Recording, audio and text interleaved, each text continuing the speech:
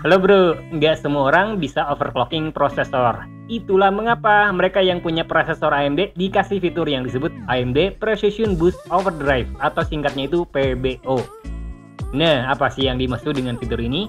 Simak penjelasan lebih detailnya di video ini, termasuk plus minus saat aktifin AMD PBO. Jadi, pantengin terus videonya, oke?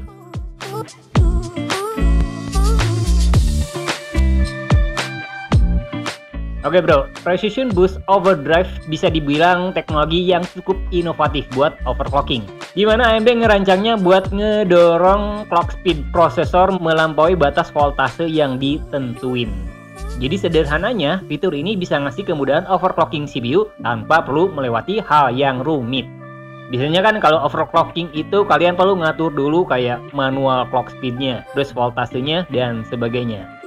Nah, dengan hadirnya PBO itu bisa menyederhanakan proses overclocking. Nah, inti dari PBO itu sendiri itu bisa ngasih lebih banyak daya ke CPU dan memungkinkan prosesor mempertahankan kecepatan clock yang lebih tinggi buat waktu yang lama. Hasilnya itu bisa nawarin potensi peningkatan kinerja tanpa perlu memerlukan overclocking manual. Inti dari PBO itu sendiri itu nyesuaiin daya dan kecepatan clock secara dinamis berdasarkan beban kerja dan kondisi thermal. Jadi ini sebenarnya bakal tergantung pada perangkat yang dibawa selain prosesor itu sendiri. Kayak motherboard bawaan, terus CPU cooler dan sebagainya. Nah, fitur PBO itu sendiri nggak seperti overclocking manual. Dimana kan kalau OC manual itu kecepatan clocknya diatur ke nilai yang tetap. Nah, fitur PBO itu nyesuaiin secara real time. Artinya itu bisa ngasih kecepatan clock yang lebih tinggi selama tugas-tugas berat. Di sisi lain itu bisa nguranginya selama beban kerja yang lebih ringan. Nah, hal tersebut buat ngejaga stabilitas dan efisiensi. Terus gimana cara ngaktifin fitur PBO ini? Nah, buat aktifinnya kalian bisa masuk ke BIOS bawaan motherboard. Contoh nih, Mang Udo pakai motherboard dari Asus ROG. Nah, fitur AMD PBO itu hadir di pengaturan tingkat lanjut, khususnya di bagian Extreme Weaker. Di sini kalian bisa carinya, dan ternyata ada beberapa pilihan lain yang disediakan vendor. Kayak pengaturan PBO enable tapi suhunya dibatasi. Terus ada enhancement dan sebagainya. Di sini kalian bisa atur pilihan yang menurut kalian ideal buat dipakai. Note aja, chipset AMD A620 nggak ngedukung fitur ini. Jadi hanya motherboard dengan chipset B650 sama X670. Nah, beneran bermanfaat nggak kalau kita ngaktifin fitur ini? Atau nggak harus lah? Ada beberapa hal yang bisa jadi keuntungan, di sisi lain ada juga minusnya. Jadi buat nunjukin plus minus dari fitur PBO, Mang Udo coba memakai prosesor terbaru AMD Ryzen 7 7700. Bukan yang terbaru juga sih, ini udah lama dirilis. Prosesor ini punya TDP sekitar 65 watt, dan CPU ini terhitung cukup powerful, di sisi lain lebih hemat daya. Nah, gimana sih kalau fitur AMD PBO diaktifin? Apa beneran benefitnya lebih berasa atau enggak sama sekali? Oke, pertama Mang Udo nunjukin performa CPU dengan settingan default alias nggak diubah sama sekali. Cuma ngaktifin memory expo aja, jadi sisanya itu default. Buat pengetesannya Mang Udo cuma pakai software Cinebench aja sih, fiturnya multicore. Itu buat nunjukin kinerja di beban tinggi. Terus buat gaming, Mang Udo pakai game Cyberpunk 2077 di resolusi Full HD. Nah, apa ada perbedaan yang signifikan atau enggak sama sekali ketika PBO aktif? Nah, di settingan default, hasil Cinebench Multicore Ryzen 7 7700 itu cuma dapetin skor nyampe 17.986. Hasil segitu sih cukup bagus, meskipun bukan yang terbaik sih. Nah, clock speed rata-rata CPU nih di settingan default itu nyampe 4808 MHz. Pilihan yang mungkin terhitung masih aman dan cukup memenuhi buat kebutuhan kinerja modern. Nah, kalau suhu rata-rata nyampe 81,66 derajat Celcius. Pilihan yang terhitung sangat adem ketika beban kerja tinggi, apalagi semua core-nya bekerja. Buat konsumsi daya, sistem default CPU ini menghasilkan rata-rata 89,37 watt, dan pilihannya itu terhitung cukup hemat daya. Terus buat game, Mang Udo pakai Vega RX 6700 XT.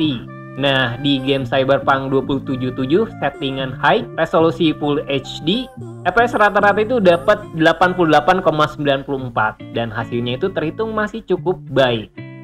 Kemudian Mang Udok coba aktifin PBO Enable.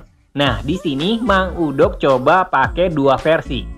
Antara PBO Enable biasa dengan suhunya nggak dibatasi, dan settingan PBO AMD Enhancement dengan suhunya itu dibatasi max nyampe 90 derajat Celcius. Nah, kedua fitur ini apa bisa ngasih perbedaan signifikan dibanding pilihan default? Nah, hasil skor Cinebench R23 multicore-nya itu ada kenaikan, meskipun nggak signifikan banget.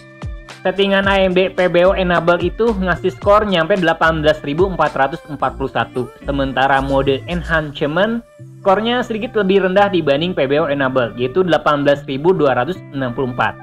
Tapi itu tetap ada kenaikan, meskipun nggak signifikan banget, cuma sekitar 2,5% dibanding pilihan default.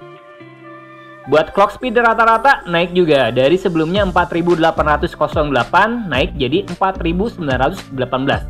Itu khususnya buat mode PBO Enable.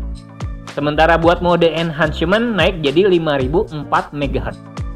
Nah, di game Cyberpunk 2077, FPS rata-rata dari sebelumnya 88,94 naik jadi 93,47 FPS.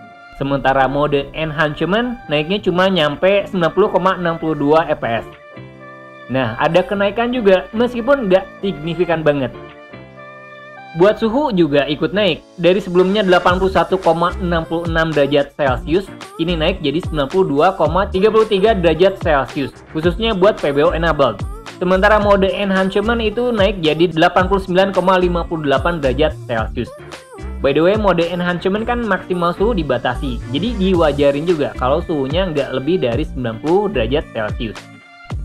Nah, konsumsi daya ikut naik dan itu cukup signifikan. Di mana sebelumnya kalau mode default itu 89,37 watt, ini naik jadi 110,6 watt, khususnya buat PBO Enable. Sementara mode Enhancement naiknya itu nyampe 106,8 watt. Jadi ternyata ada risikonya ketika kalian ngaktifin fitur PBO. Jadi minus ketika PBO Enable aktif, suhu dan konsumsi daya ikut naik, dan itu cukup signifikan. Sementara kinerja meskipun ada kenaikan tapi nggak signifikan banget dibanding suhu dan konsumsi daya. By the way, hasil skor ini bisa berbeda-beda ketika kalian mengaktifkannya pakai perangkat yang lebih powerful atau mungkin kelasnya lebih rendah. Bisa lebih baik atau malah jauh lebih berkurang. Nah, gimana menurut kalian? Apa aktifin PBO itu bisa worth it atau enggak sama sekali? Coba tulis di kolom komentar ya. Jadi itu dia pembahasan singkat tentang AMD Precision Boost Overdrive. Nggak semua diungkap, tapi semoga bermanfaat.